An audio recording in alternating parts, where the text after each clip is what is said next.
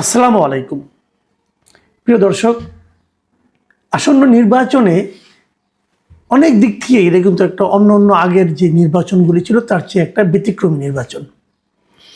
যেমন এইবার দুটো নির্বাচন হচ্ছে, গণভোট হচ্ছে এবং জাতীয় সংসদ নির্বাচন হচ্ছে। এবারই প্রথমবারের মতো আমাদের এখানে পোস্টাল ভোট পড়ছে। এগুলি আসলে একটা অসাধারণ একটা বিষয়, এগুলি কখনো আগে হয়নি। আমাদের এখানে পোস্টাল ভোটের সিস্টেমটা ছিল না। এখন এই পোস্টাল ভোট নিয়ে কিন্তু নানা ধরনের মানুষের মধ্যে বিভ্রান্তি এবং মানুষের মধ্যে এক ধরনের সন্দেহ তৈরি হয়েছে, বেশ স্ক্যান্ডালও কিন্তু হয়েছে। আপনারা জানেন যে পোস্টাল ভোট জিনিসটা কি, সেটা আগে একটু বলে নিই। সবাই জানেন, তবু আমি আরেকবার বলি যে ভোটের দিন সশরীরে অনেকে ভোট দিতে পারেন না, বিভিন্ন কারণেই পারেন না। ধরেন যারা জেলখানায় থাকেন, অথবা ধরেন তিনি আপনার এই দেশের বাইরে আছেন, অথবা ধরেন তিনি হয়তো কোনো নির্বাচনী কাজ করছেন, নির্বাচনী দায়িত্ব পালন করছেন। যেমন ধরেন ওদিন পুলিশ, অথবা আপনার বিজিবি, অথবা আর্মি, অথবা যারা নাকি সরকারি কর্মকর্তা, তারা তো সবাই কোনো না কোনো ভোট কেন্দ্রে হয় প্রিজাইডিং অফিসার নাহলে পোলিং অফিসার থাকছেন। এখন মনে করেন একজন পুলিশ, সে হয়তো তার বাড়ি হয়তো মনে করেন ময়মনসিংহ ধরা যাক, কিন্তু তার চাকরির কারণে সে এখন পোস্টিং হলো দিনাজপুরে। উনি কিন্তু দিনাজপুরে ভোট কেন্দ্রে পাহারা দিচ্ছেন। তো উনি তো ময়মনসিংহ, উনি হয়তো ময়মনসিংহের ভোটার, তো উনি কীভাবে ভোট দিবেন? তো এই যে ভোটগুলো দূরে যারা আছেন, তারা একটা সিস্টেমে আছে যে পোস্টালভাবে ভোট দেন। মানে তাদের কাছে আগেই নির্বাচন কমিশন একটা ব্যালট পেপার পাঠিয়ে দেন তার এলাকার, সেই ব্যালট পেপারে তারা ওখানে সিল দেন অথবা টিক চিহ্ন দেন, দিয়ে ওইটা আবার সিলগালা করে পাঠিয়ে আবার ইলেকশন কমিশনের কাছে পাঠিয়ে দেন। তো ইলেকশন কমিশন ওটা খুলে দেখেন যে কিভাবে ভোটটা আছে, এবং যার যার আসনের তার আসনের যে অন্য ভোট আছে সেগুলোর সঙ্গে যোগ করেন, এভাবে করেন। এবং এই কাজটা করতে হয় কি, এই ভোটটা আসতে হয় যখন তারা আগে ওই ইলেকশনে যে ভোটগুলো যেদিন গুনবেন ওই দিনের মধ্যে আসতে হবে, ওই দিনের আগে আসতে হবে। তাহলে ওইগুলো আবার তারা ওই সেন্টারে পাঠিয়ে দিচ্ছেন, দিয়ে তারপরে ওনারা ওই ভোটগুলিকে হিসাবের মধ্যে নেন। এভাবেই তারা একজনকে নির্বাচিত করেন অথবা করেন না। কিন্তু প্রত্যেকটা ভোটারের একটা শান্তি থাকে যে আমার ভোটটা তাহলে কাউন্ট হলো।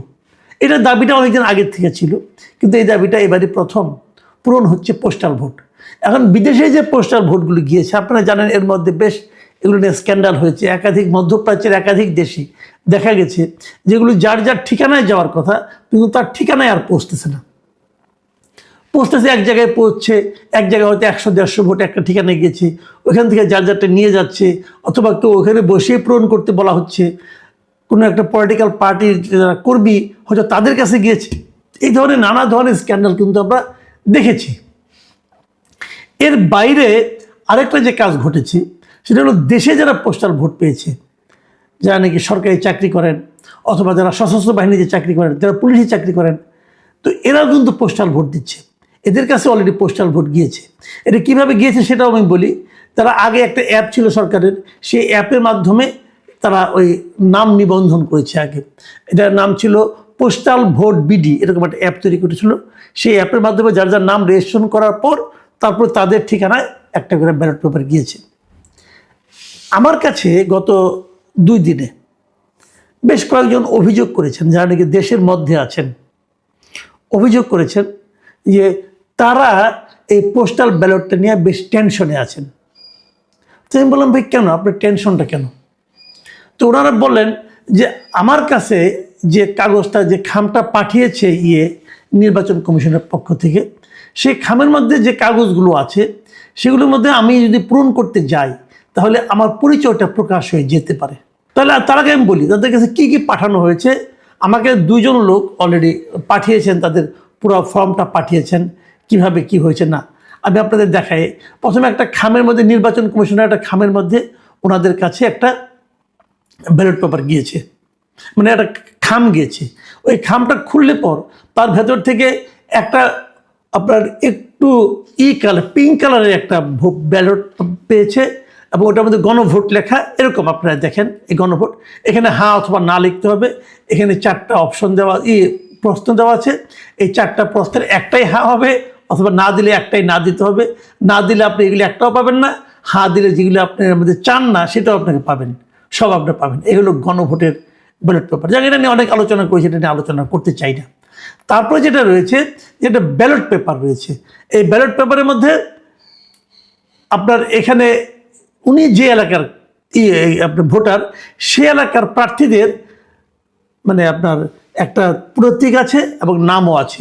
বাট এখানে নিরাপত্তার স্বার্থে আমি ওই সবগুলো মানে এমনভাবে এটা দেখাচ্ছি আপনাদেরকে, যাতে নাকি ওই ক্রমিক নাম্বারটা আপনারা না পান, না দেখেন, এবং ওনার নামগুলিও না দেখেন, যাতে আপনি বুঝতে না পারেন যেটা কে পাঠিয়ে যেত বা কোন এলাকার ভোটার, সেই জন্য বুঝতে না পারেন। এই জন্য আমি এরকম আপনার নমুনাটা দেখালাম কেবল।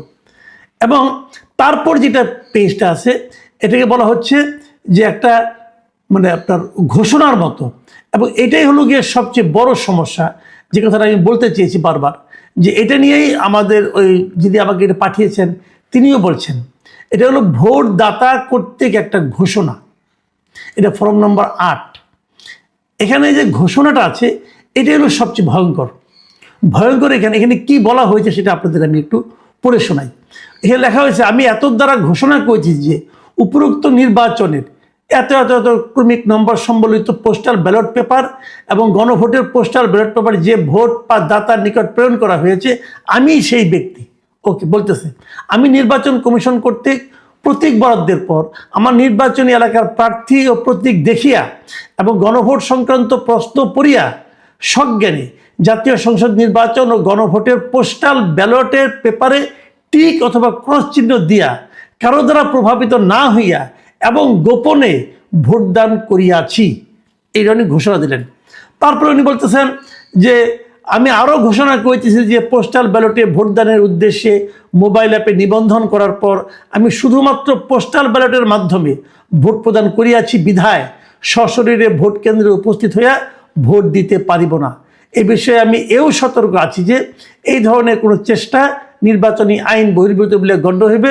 এমনটি করিলে আমার বিরুদ্ধে প্রচলিত আইন অনুযায়ী ব্যবস্থা গ্রহণ করা যাইবে। আমি আরও ঘোষণা করতেছি যে আমার ভোটের গোপনীয়তা রক্ষা করিব, মানে উনি ওনার ভোটের গোপনীয়তা রক্ষা করবেন, এই ঘোষণা উনি করছেন। তারপরে তারিখ দিতে হবে এবং নিচে ডান দিকে দিতে হবে ভোটদাতার নাম এবং জাতীয় পরিচয়পত্র নম্বর এবং স্বাক্ষর। কথাটা খেয়াল করেন। তার মানে যে এগুলি সবগুলি পরে আবার আরেকটা এনভেলপ তাকে দিয়েছে, হলুদ রঙের এনভেলপ, সেই এনভেলপে করে ভরে সিলগালা করে পাঠিয়ে দেবেন নির্বাচন কমিশনের কাছে, রিটার্নিং অফিসারের কাছে সে চলে যাবে। ফাইন। এখন আমার প্রশ্নটা দেখেন আপনি, খেয়াল, যে ভোটার আমার কাছে পাঠিয়েছেন ওনার আতঙ্কের জায়গাটা একটু খেয়াল করেন। তিনি বলছেন এই যে ঘোষণাটা আছে, এখানে তো আমি আমার স্বাক্ষর দিচ্ছি, আমার ভোটদাতা হিসেবে আমার নাম দিচ্ছি এবং আমার জাতীয় পরিচয়পত্র নাম্বার দিচ্ছি। তাহলে আমি বলছি যে এই ভোটটা আমার ভোট। আমি কার কাছে পাঠাচ্ছি? নির্বাচন কমিশনের কাছে পাঠাচ্ছি। নির্বাচন কমিশনে কেউ না কেউ তিনি খুলবে। যিনি খুলবেন তিনি জানবেন যে এই ভেতরে যে ভোটটা আছে এই ভোটটা এই ভদ্রলোক দিয়েছেন। যদি সেটা দেওয়া উনি জেনে যান, তাহলে কি এটা আমার গোপনীয়তা লঙ্ঘন হচ্ছে না? প্রিয় দর্শক, ভেবে দেখুন, আমার কাছে যারা পাঠিয়েছেন এর মধ্যে একজন সশস্ত্র বাহিনী ব্যক্তিও আছেন। ওনার বক্তব্য হলো, তা আমি তাকে চাকরি করি। এখন ধরেন আমি যাকে ভোট দিলাম সে পাশ করলো না, অন্য দল পাশ করলো, তাহলে তারা কি খোঁজ করবে না যে পোস্টাল ব্যালটে কে কে আমাদের বিপক্ষে ভোট দিয়েছে? এবং তারা যখন পাশ করলো তাদের হাতে তো সব কিছু থাকবে, ইলেকশন কমিশনও তাদের নিয়ন্ত্রণে থাকবে। তারা যদি ইলেকশন কমিশনের কাছে চায় যে পোস্টাল ব্যালটে এই সরকারি কর্মকর্তা কর্মচারীদের মধ্যে কে কে আমাকে ভোট দেয় নাই তাদের একটা তালিকা তুমি পাঠাও, আপনি তো বলবেন ইলেকশন কমিশন সেটা পাঠাতে বাধ্য না। হ্যাঁ, বাধ্য না, কিন্তু আমি তো বলি বাংলাদেশের যে প্র্যাকটিস, বাংলাদেশের যে কালচার, সেখানে তো তারা আরও আগে ভাগে পাঠাবে যে আমি কত অনুগত আপনার, দেখেন সব তথ্য আপনাকে দিয়ে দিচ্ছি, এটা তো করবে। তাহলে যিনি ভোটটা দিলেন তার চাকরি নিয়ে টানাটানি, তাকে তো বলবে হ্যাঁ বেটা তুই আমার বিপক্ষে ভোট দিলি কেন, তার মানে তুই ওই দলের লোক, তুই ওই মতাদর্শের লোক, তোর চাকরি রাখার কোনো দরকার নাই। তাহলে ভোটের গোপনীয়তাটা কোথায় থাকলো?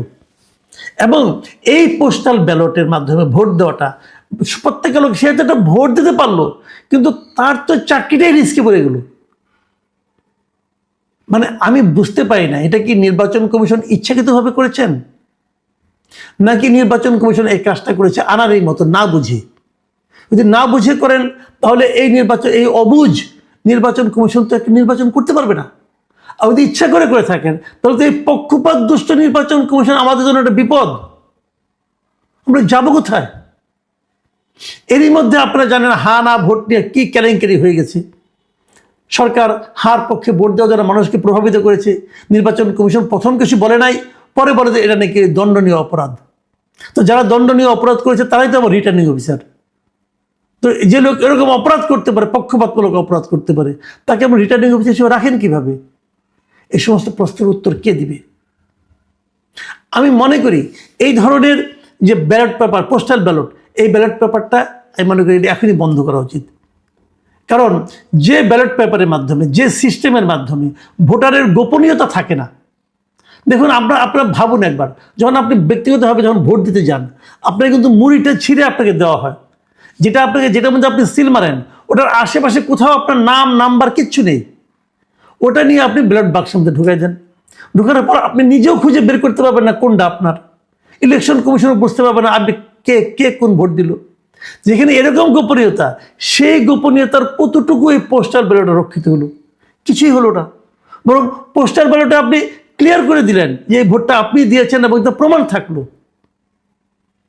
এ কেমন কথা হলো? আমি জানি না আমাকে যারা পাঠিয়েছেন তাদের এই উদ্বেগ নির্বাচন কমিশনকে অথবা সরকারকে স্পর্শ করবে কিনা, কিন্তু আমার মনে হয় এটা একটা জরুরি বিষয়। এই ব্যাপারে সরকারের একটা ভূমিকা নেওয়া উচিত, বক্তব্য দেওয়া উচিত। নির্বাচন কমিশনের কাছ থেকেও এই ব্যাপারে আমি একটা বক্তব্য আশা করি। প্রিয় দর্শক, এখন এই পর্যন্তই। আল্লাহ হাফিজ।